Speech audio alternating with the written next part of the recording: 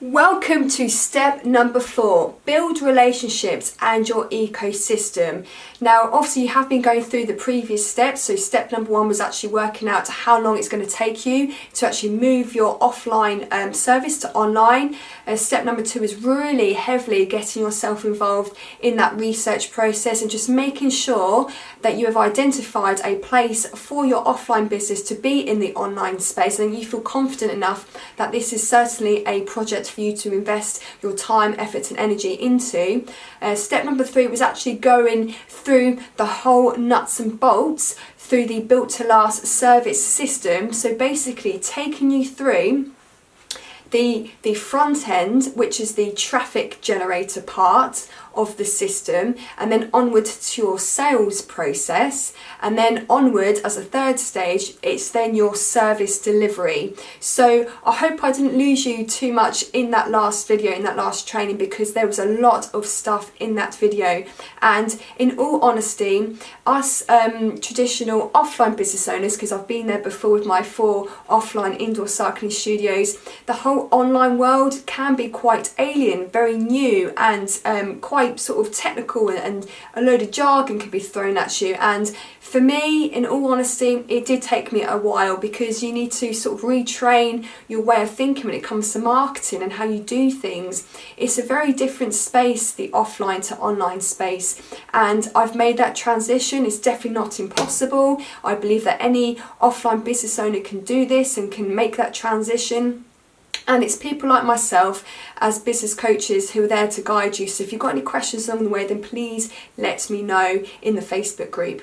So this is actually step number 4, building relationships and also your ecosystem. So now that you have your head around your actual 3-part process in that built to last service system, it's all about hopefully, if you've made space in your diary at this point, it's all about actually creating content around your service, creating relationships online. Now, we are so used to, as an offline business owner, usually meeting and greeting customers on a real face-to-face, level, which is amazing.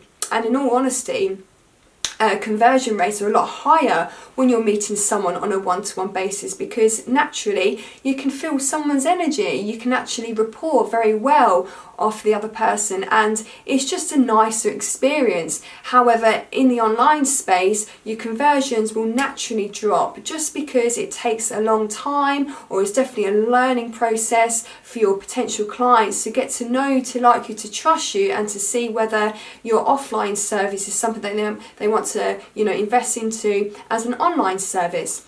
And remember, you're not just limited to your offline pool of clients. When you go online, this is when things get very, very exciting, because you can now market your potential offline service to online to anyone in the world. Obviously, we need to work out your niche, but you catch my drift. So, for example, if you've just got a one-off studio somewhere and you are just catering, for example, a fitness service for the people in that area, geographically you're quite sort of restricted to that area. But if you were to actually take one of your most popular or high in demand offline service to online, after doing your research, there's actually a space for you to market your offline service online.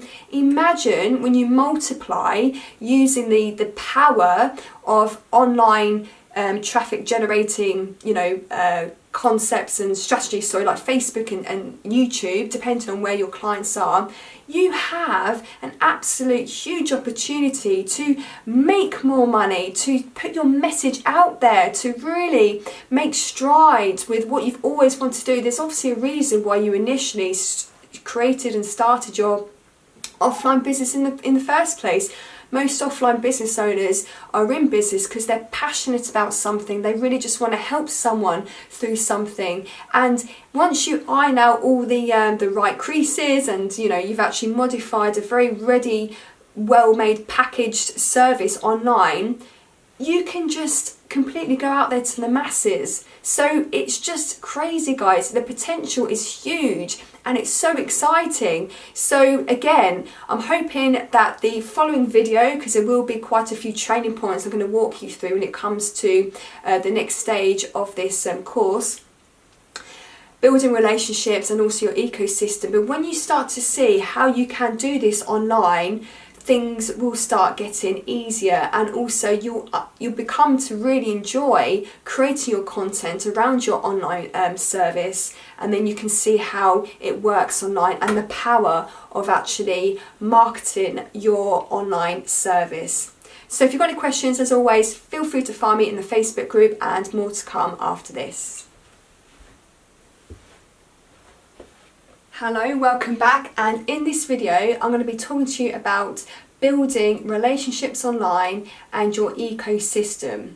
So hopefully from the previous step you would have really had a good understanding as to what it actually takes to transform your offline service to online when it comes to your lead generation, how you generate leads towards your service online, how do you actually take people through a sales process, and then also onwards your service delivery. Get that working and you are absolutely the world's your oyster, off you go. However, there are other ways of really helping yourself when it comes to positioning your online service, and it's all about building relationships online. Not as easy as what it is on the offline space, where most of us would actually meet our clients on a one-to-one basis. It's a lot of face-to-face, which is great, and it's obviously a very powerful way of converting. However, on the online side of things, not as easy. However, with consistency, and that is the key, that is basically how you really get results online. So imagine it as a web. This is like your ecosystem, and it's all going to feed into each other when it comes to your efforts when positioning your service online by way of creating content.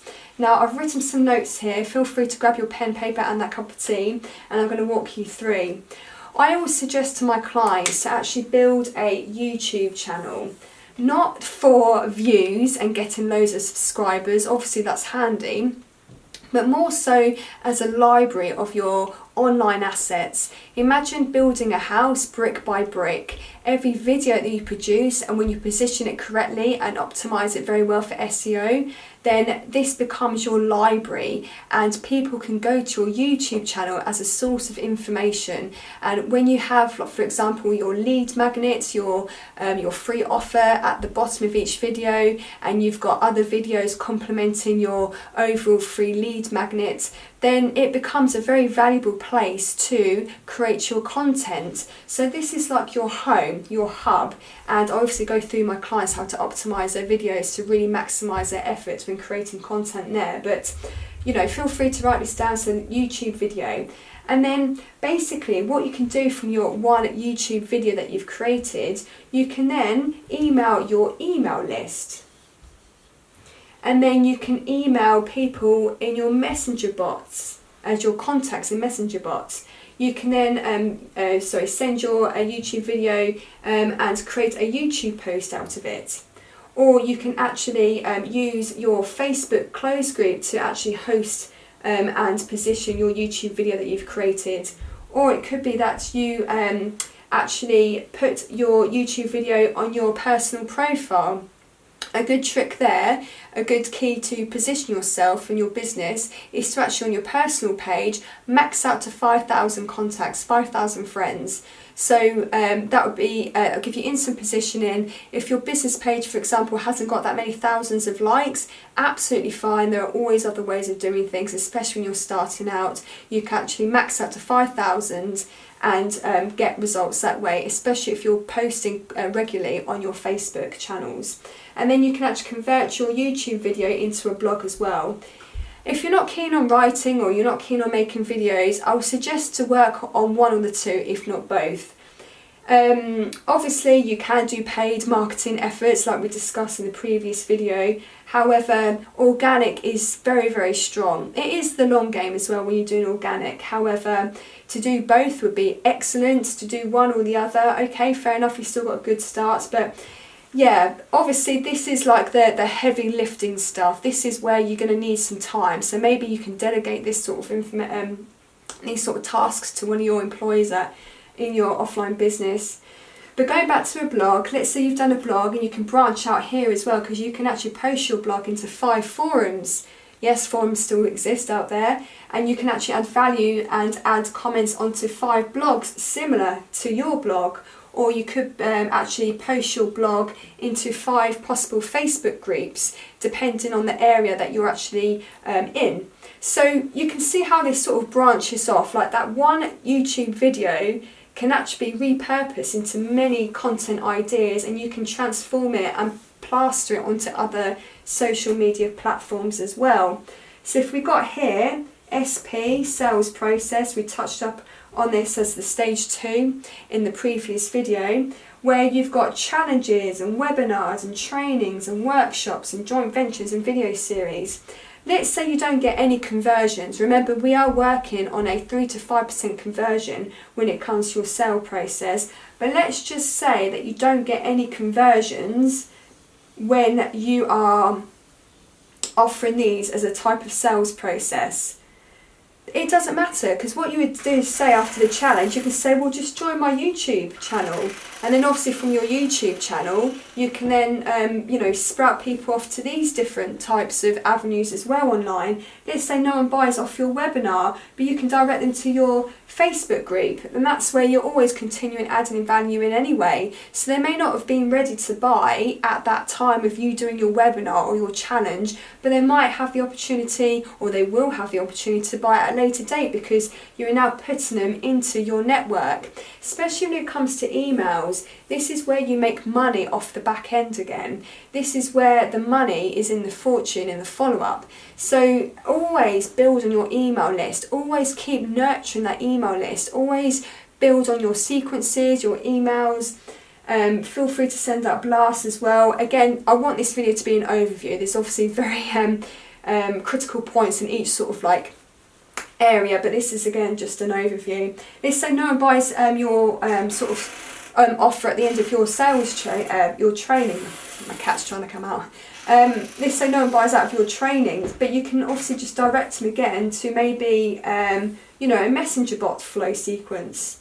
And JVs, you can offer people that you've joint ventured with to join your YouTube channel. And you can see, guys, like this is the ecosystem. This is how people get to know you, get to like you, get to trust you, because the whole idea here is for you to be omnipresent, for you to be everywhere. So they'll receive you in their email box, they'll find you in their newsfeed, and they will watch you on YouTube, and they will hear about you with adverts, and they will see you with workshop advertisements, and they will also see your services when you joint venture on someone else's platform, and that's how you leverage off other people's platforms. Hopefully I've explained that quite well. Again, there's a lot of information, but this is what you would do on I would say a daily basis to really accelerate results. However, 3 times a week as a very bare minimum. If you are completely, as a business owner, just too busy for this sort of thing, this can be delegated, don't you worry.